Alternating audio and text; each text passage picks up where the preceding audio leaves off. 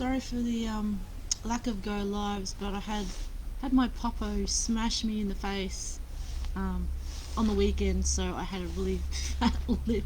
It's still a bit sort of sore and swollen, and it got me right in my cupid's bow right there in the middle of the night when he was like walking on me to try and find a comfy spot. I kind of grabbed him, said, "Okay, come over here," and he just like wiggled and he got his head in me smacked. For a little dog, pretty hard head.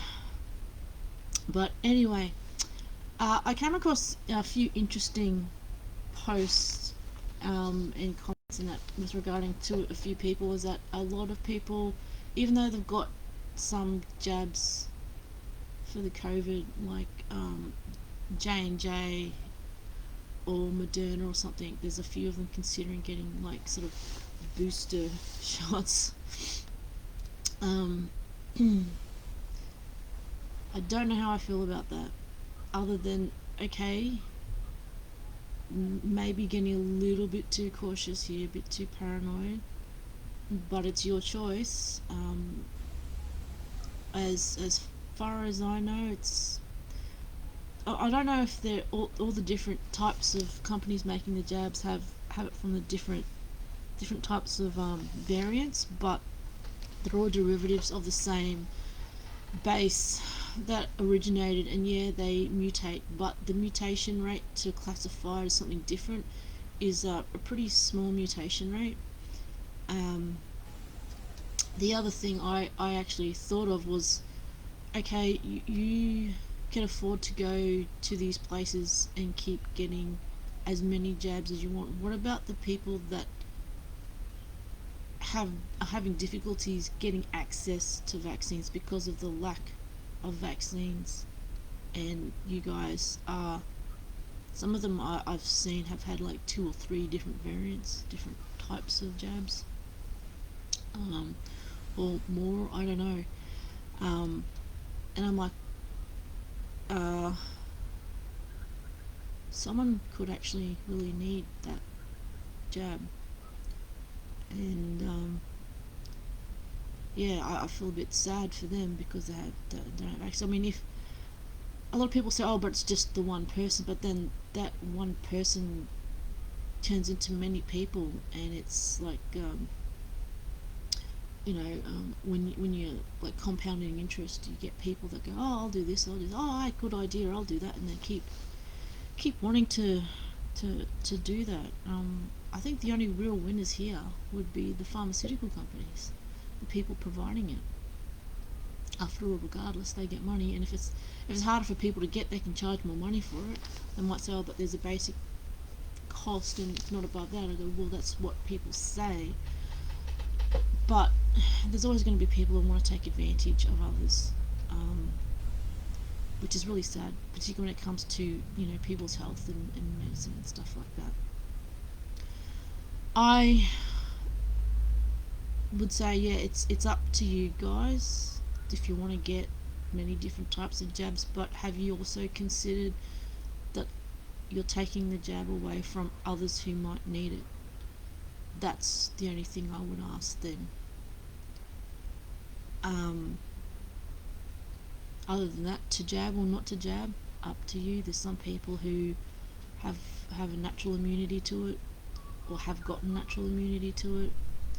Um, Again, do your research into the different types, which one's RNA, which one's retrovirus. Because as far as I know, a lot of the ones that a lot of people are getting booster jabs for are actually the RNA, because that's still in testing, as far as I know. As far as I know from what I've heard in all the literature and all that, that's still testing the efficacy of those particular types of jabs, and they're saying that you might need to get a second booster of these other single shot jabs anyway, for it to be more effective. So there's your 2 shot jabs, and then your 1 shot jabs, but then again, it might not be 1 shot, so other people, like I said, are getting their own booster things. But again, all I can say is consult your GP, have a talk with them, do your research, talk to a GP that is actually your GP. But again, I don't know. It's an interesting trend that I've seen.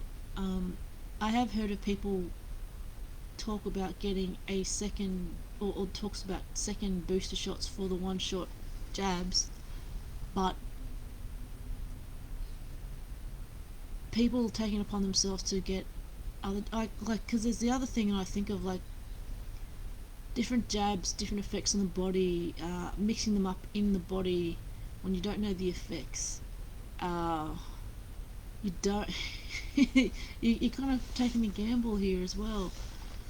Like, could the actual RNA and the retrovirus type mixed in certain people, there would be a certain percentage where it would not be a good thing. It might actually make a lot of things worse. Maybe not in the short term, but maybe down the track. I don't know. It's anyone's guess. Again, you're taking that risk in your own hands, and it's your choice, I guess. It is an interesting trend. I've seen. Like I say to many people, it's your choice. Just making an informed one and a considered one. Please make it a considered one as well. But yeah, my Popo's doing all right. He's been a bit funny lately. I don't know where he is now. He's gone back. He's gone back to the warm bed, I believe. Curled up there with his jumpy after I took him for a walk this morning. I don't know. Anyway, my ironically enough, my tomatoes are regrowing. Not supposed to grow. It's winter. Tomatoes are supposed to be like warmer crop, but they're growing and they're producing fruit. I don't know why. They just I did, and I thought they were dead. I thought they were dead.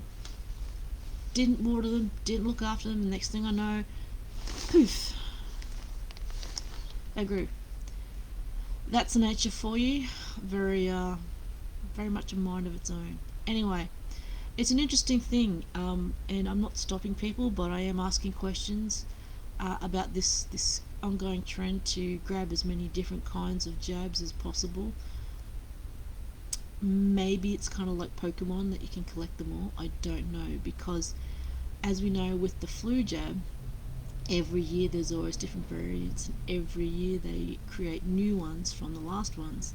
And a lot of people were questioning the jabs and you can't make one in less than a year. I said, well, you can, because they make them in less than a year for the flu jab, and that's how they get the previous ones, they culture it, all that sort of stuff, so they can do it. There's no ifs, buts or maybes. They can do that.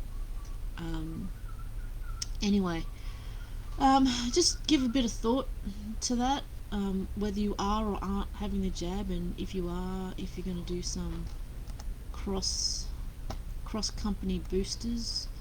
If so, think about why you're actually doing it. In my thinking, it's if you are that panicked about it, that will kind of stress your body out anyway, so that I think you might be more susceptible to getting sick in general, because when your body's stressed out, it doesn't respond as well, or it's kind of like it's fighting its own stresses, and to add more stress, no, I guess that's putting it wrong. Your body is usually continually fighting invasion. To stress yourself out means you're adding more load onto your body's immune system, which it needs to fight off the general day-to-day grubs and greeblies. And I've noticed that for a few friends of mine, once they're really, really stressed out, whether it's emotionally, mentally, or whatever, they get a whole lot of aches, pains, all sorts of things. They're more susceptible to a lot of things that are going around. So all I can say is, probably some of the best preventions in all this is just to be healthy in general, and that's all I can say. Be healthy as much as you can. Some people, even though they look healthy, are actually quite unhealthy, like ultimate athletes, their body is under a lot of stress of performance. So even though while they're actual like athletes and really up there, they're verging, their immune system's kind of verging a bit on tipping over or not.